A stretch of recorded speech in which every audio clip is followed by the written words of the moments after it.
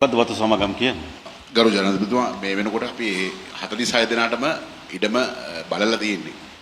මොකද අර කිව්වා වගේ ඒ 10 දෙනාම අපි අහක් කරේ නැත්නම් ඒකේ රෙකමෙන්ඩේෂන් එකේම තියෙනවා මිලිමීටර් 100ට වැඩිය වහිනකොට මේ මිනිසුන් අහක් කරන්න ඕනේ කියන. ඒ කියන්නේ මධ්‍ය අවදානම් කට්ටියව මිලිමීටර් 100කට වැඩිය වහිනකොට ආය අපි අහක් කරන්න ඕනේ. එතකොට මේ ප්‍රශ්නේ අපිට පිළිතුරක් නැහැ. ඒකින්ද තමයි ඒ 46 දෙනාටම මේ වෙනකොට අපි තෝරාගත්ත ඉඩමේ දෙන්න පුළුවන් ජනාධිපතිතුමා. ඉඩම නෙමෙයි ප්‍රශ්නේ. දැන් ප්‍රශ්නේ ඇවිල්ලා තියෙන්නේ යාර නිවාස ඉදිකිරීම සඳහා දීමනාව. අපි කීයක් කරනවද නිවාස? අපේ දැනට අපිට ඇවිල්ලා තියෙන වාර්තා අනුව නෑ 46යි. අපිට පුළුවන් 31යි. 31යි. එකයි. ඔව්. ඒක ඔයගොල්ලෝ 15ක් කරන්න ඕනේ ඉතින්. ඔයගොල්ලෝ යමක් කරන්න. දැන් ඔයගොල්ලෝගේ පාමර ජීවත් වෙච්ච අය කාලයක් තිස්සේ ඔයගොල්ලෝගේ වත්තේ වැඩ කරපු අය. ඒගොල්ලන්ගේ අහිමි වෙලා තියෙනවා. අපි තීරණය කරලා තියෙනවා ගෙවල් දෙන්න 46න් 32කටද නේද? 31කට. කොටසක් දරාගෙන ලෑස්ති වෙන්න ඕනේ. දැන් තීරණයක් ගන්න බැහැ තමයි. අපේ අධ්‍යක්ෂකතුමා ඉන්න. ඔව් අධ්‍යක්ෂතුමා. ගරු ජනාධිපතිතුමනි අපි ගෙවල් 370ක් අවදානමට ලක් කරලා තියෙනවා අපේ සමාගමේ.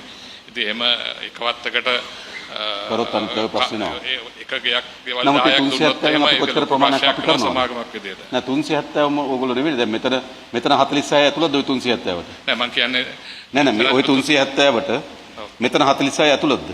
ඇතුළත්. ඉතින් ඒ 46න් 31ක් අපි කරලා දෙනවනේ.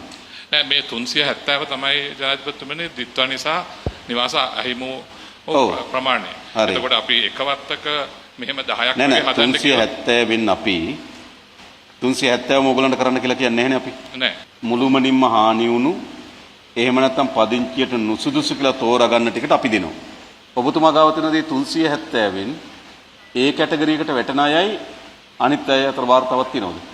370 ආණ්ඩුවෙන් නිවාස හදා ගැනීම සඳහා දීමනාවක් දෙන්න සුදුසු කණ්ඩායමයි අනිත් අය අතර තියෙනවද?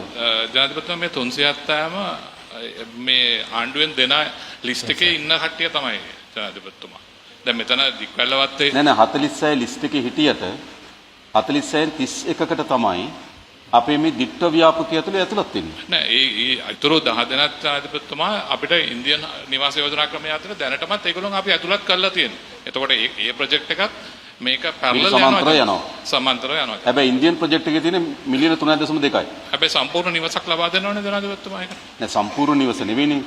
සම්පූර්ණ නිවසක්. ලක්ෂ 50 නිවසයි 32 වෙනස අතර වෙනසක් තියෙනවනේ. ඒතර එකම ලයිම් කාමරේ හිටපු අයට කණ්ඩායම ලක්ෂ 50ක නිවසක් හම්බ වෙනවා. තව කට්ටිය ලක්ෂ 32ක නිවසක් හම්බ වෙනවා.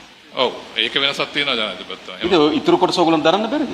එහෙම දරන්න ඒක ඉතින් ජනාධිපතිතුමා මේවා පබ්ලික් කවුටඩ් කම්පැනිස් ඒ කියන්නේ. හරි අපි කතා කරමු ඔයගොල්ලෝ අයිතිකාර වෙලා. ඔහොම කරන්න බෑනේ. ඔව්.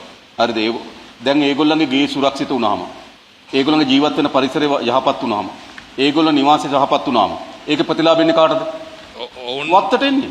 නෑ ජනාධිපතිතුමනි මොවුන් වැඩි පිරිසක් වත්තේ සේවය කරන පුද්ගලයන් නෙමෙයි. මේ ප්‍රශ්න නිසා නෙවෙයි පොදුවේ තියෙන ප්‍රශ්නයක් නේ. ඔව්. ඒක පොදුවේ තියෙන ප්‍රශ්නයක්. මේක නිසා නෙවෙයිනේ. ඉතින් ඔයගොල්ලෝ යමක් කරන්න ලෑස්ති වෙන්න ඕනේ මේ වගේ විශ්ලේෂණයක් කළා. අපි බොහොම දේවල් කරනවා ජනාධිපතිතුමා. මීට අමතරව සුබ සාධනය සඳහා මිලියන් 40ක් 50ක් අවුරුද්දකට එක රීජන් එකකට අපි වියදම් කරනවා ජනාධිපතිතුමා නිවාස වලට අමතරව සුබ සාධනය සඳහා මිලියන් 300ක් 400ක් අපි වියදම් කරනවා. ඒක හැම වාර්ෂිකව වෙන දෙයක්. මේක හැමදාම වෙන එකක් නෙවෙයිනේ. නෑ ජනාධිපති. වාර්ෂිකව ඔයගොල්ලෝ සුබ සාධනය කරන හැබැයි හැමදාම දිට්ට වෙන එකක් නෙවෙයිනේ. හැමදාම ගෙවල් වෙනුවට ගෙවල් දෙන්න ඕන තත්වයක් නෙවෙයි මේ විශේෂ තත්වයක්. මේක මේ වෙලාවේ විතරක් වෙන එක. ඒකට මට හැමදාම කරන එක නෙවෙයිනේ. හැමදාම ඔයගොල්ලෝ මිලියන් 30ක් 40ක් දෙන එක වෙනම දෙයක්. හැබැයි මේ අවස්ථාව විතරයි මේකට තියෙන්නේ. හැමදාම වෙන එකක් නෙවෙයි. ඒක සාකච්ඡා කරලා තමයි සාකච්ඡා කළා ඔයගොල්ලෝ තියෙන දින හරියට සාකච්ඡා කරන්න වැඩි වෙන පැත්තට. බලන්න. මොකද ඔයගොල්ලෝ යමක් කරන්න ඕනේ. දැන් මේ ගෙවල් 46න් 31ක් දෙන්න ලෑස්ති. අනිත් අයට 32ක් දෙන්න ලෑස්ති. නේද? ඒක යමක් දරාගෙන ලෑස්ති වෙන්න ඕන.